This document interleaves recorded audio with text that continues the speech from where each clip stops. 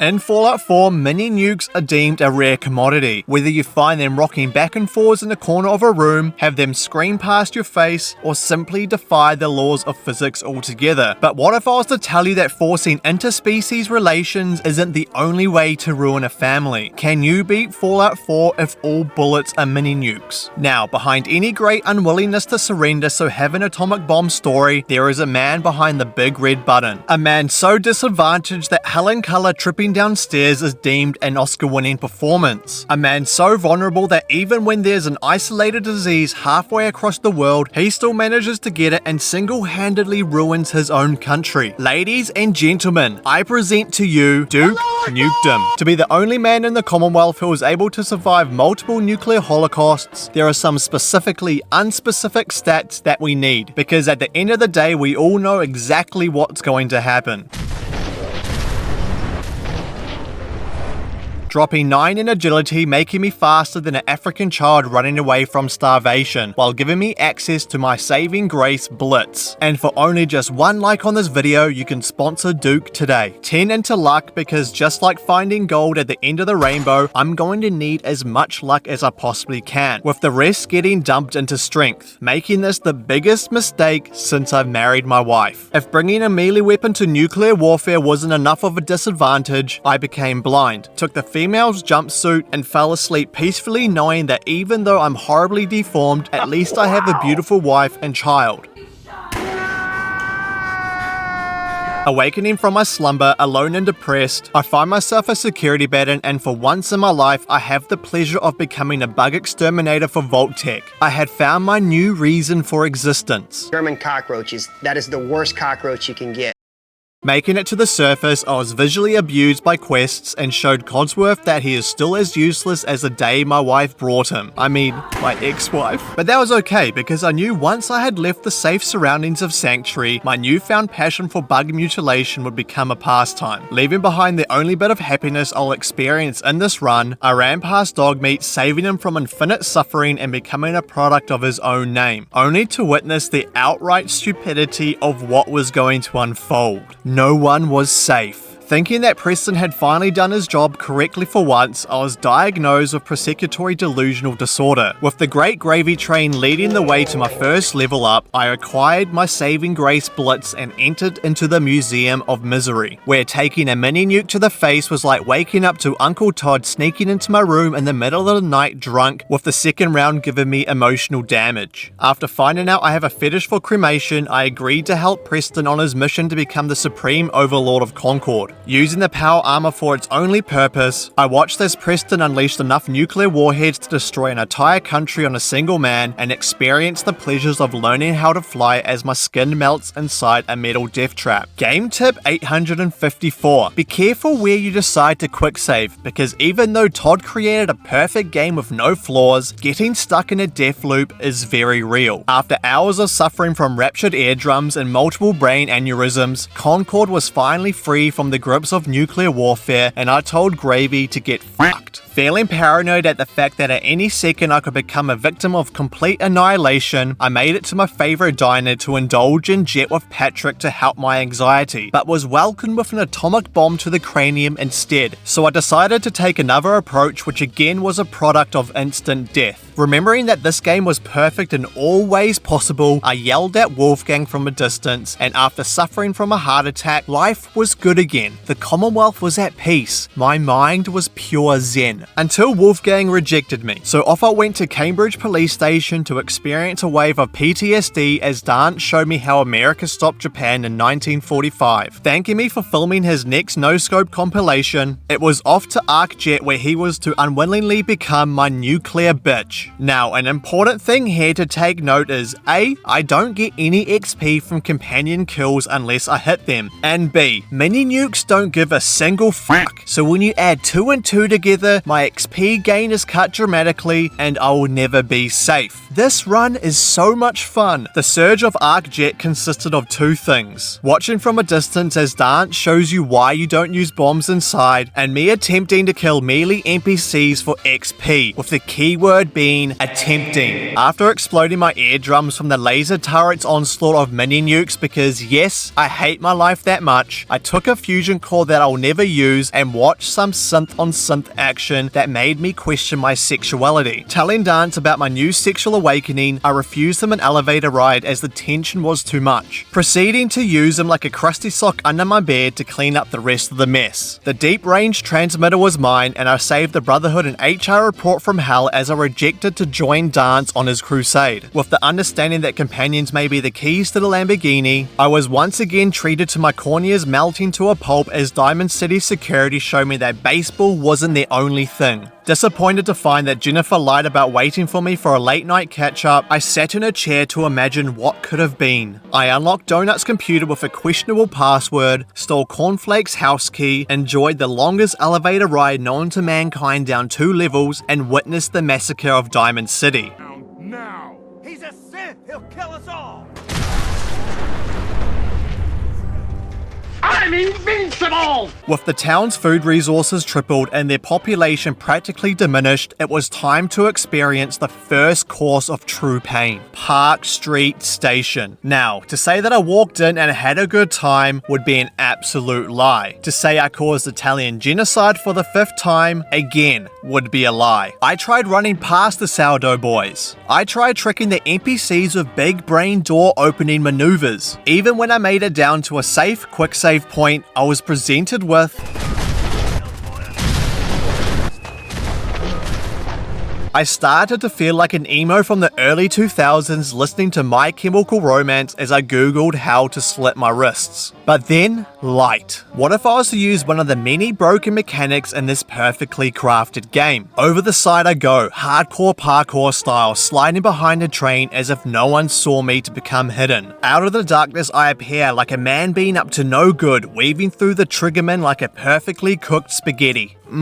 Spaghetti. Stealing a bottle of Quantum Nuka-Cola off a dead man for hydration, Phase 2 was to commence. Leaping over containers was no bueno. Getting dementia before a full frontal assault, again, no bueno. Leaving me with only one last option. Taking them from behind with a barbed wire bat with a method I like to call hit and run and hide. Absolute genius. Ernie, Bernie, and Gurney were crucified by the Jesus bat, and I was one step closer to Inspector Gadget. After the game decided my fate for me in the vault entrance, I implemented codename Forrest Gump to get past the first 2 triggermen, used the ungodly distance of Blitz and let Jesus take the wheel as I miraculously survived an atomic bomb to my groin. Knowing that reproducing was now off the cards, I cleansed Dino of his sins, overthought about how smoking would harm a robot, took advantage of having my own nuclear option, and tried to convince Darla that I could still have kids, which ended in me turning into a human nugget. With no clear path in sight, there was only one thing that I could do: Forrest Gump.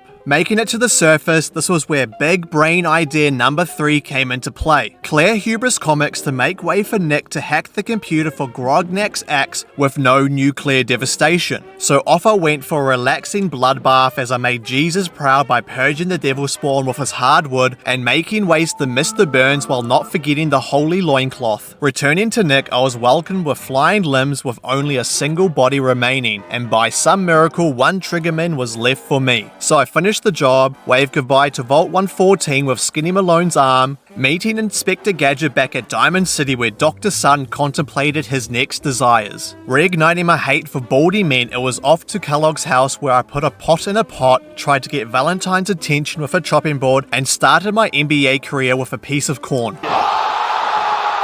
It was time to witness Valentine's true potential in the outside world, but at the same time made me wonder if he was truly against me. Suspicious. But that was okay because he got a taste of his own medicine. Happy days. Getting into Fort Hagen was simple enough, but that's where the sprinkle of happiness stops. Ladies and gentlemen, welcome to the second course of depression-induced pain. Just like Papa John's House of Fun, death reigned upon my already weathered body. I became became the synth's little play toy. Method 1, which I'll like to call tapping gap, was extremely effective in the first section, but that was plagued by Bethesda's perfect saving system, which allows the game to move for 2 seconds even before you load in, making death loops second nature to this run. Even Nick showed me his true feelings on what I brought him into. Hope was on the horizon as I finally made a breakthrough. Escaping from the grips of hell, I went back to the basics. Forrest Gump it would be. Changing back to my security bat thinking that would increase my speed, the turrets couldn't catch a glimpse of me, immensely shooting myself as I smashed A to get into the elevator just in the nick of time. My confidence shooting through the roof, I could taste the sweetness of my charcoal skin melting in my mouth. Inspector Gadget became the dog I always wanted, so obedient, proud to serve as master. Not even a tea-clipping synth could break me. Hydration was proudly brought to me by a dead man again, and the slaughter of a balding man was just around the corner, who so happily welcomed me with open arms and nuclear death. But little did he know, my brain was fucking huge. Nick, being the good boy he is, goes to inspect Mr. Cereal Man, leaving him in the center of the hurricane. Activating the encounter, I step back and hide, causing iRobot to come close to the door, and then bam! Everyone becomes hostile. I run away, Kellogg dies, and I come into a sock under the bed. Fantastic. I took Kellogg's brain, find out he has an unhealthy obsession with My Little Pony, saved myself hours of more agony, and wondered about the life expectancy of a vertibird pilot. At the moment, mine was 5 minutes.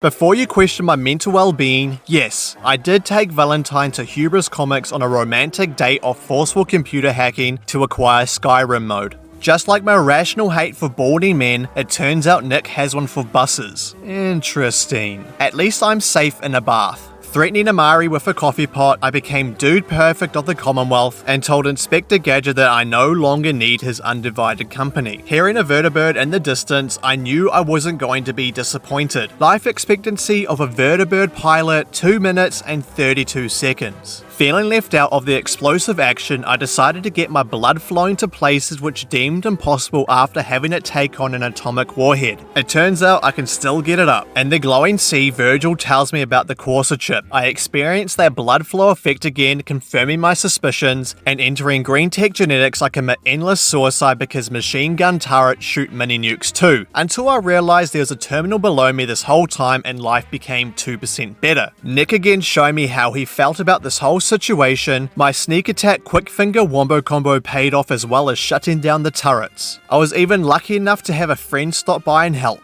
Life tip 501. Always, and I mean always, wear protection. I don't care how good you are, I don't care how talented you are. After hours of having my cremation fetish tickled and early offset dementia kick in, Nick took one for the team, leaving me with Wish.com Neo to deal with, which to my disbelief was a walk in the park as a lucky swing stopped Valentine's perfectly planned betrayal. A sacrifice was made to please the gods, and Nick's plan worked out after all. Whispering sweet words of C# into Tom's ear, the Corsa chip was cracked. Cheated on Valentine with another synth, and my genocidal dreams finally came to fruition as the invasion of Fort Strong began. Finding out that Dance can't swim, we stormed the beach like Normandy, eating every amount of mini nukes thrown at us. But by using my ungodly sized brain of mine once again, I conjured up the perfect plan. In the cover of the sun, we will approach them hard and fast from behind. Boys, we are going in dry. Making easy work of securing the interior of Fort Strong, blood rained as my axe went to work, and fireworks sparked as Dance carpet bombed the behemoth. We were a match in heaven, the dynamic duo. A friendship I was to destroy as my path had been chosen. Adolf Maxson had no idea his favorite was going to leave him behind for the sake of this run, because any man with a brain would know that circling around the mass fusion tower while getting millions of mini nukes launched at him is again no bueno. Learning how Max gets his legs in shape, I enter the Institute to be reverse Darth Vadered. I am your son.